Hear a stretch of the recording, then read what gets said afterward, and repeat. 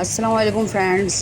जैसे कि आप देख रहे हैं कि इस वक्त हमारे इलाके में गरज चमक के साथ बारिश जारी सारी है। वैसे आज जुमेरात जुमा और हफ्ते की पेशगोई की गई है कि इसी तरीके से गरज चमक के साथ कराची शहर पर अब्र अब्र रहमत बरसेगा। खुदा करे कि सबके लिए बहुत मुबारक साबित हो। और आप लोग देखें बिजली कितनी तेज़ी के साथ गरज रही है और चमक रही है।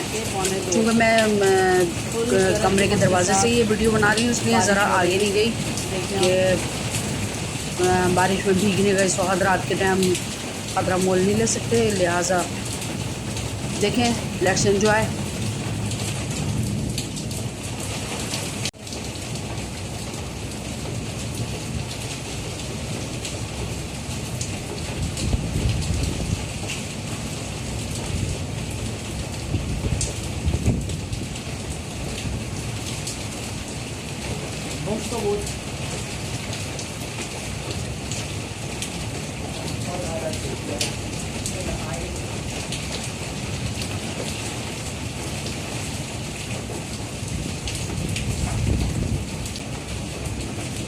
ये देखिए, रात के 1:45 बज रहे हैं। इस वक्त गरज चमक के साथ बारिश जारी है। देखें।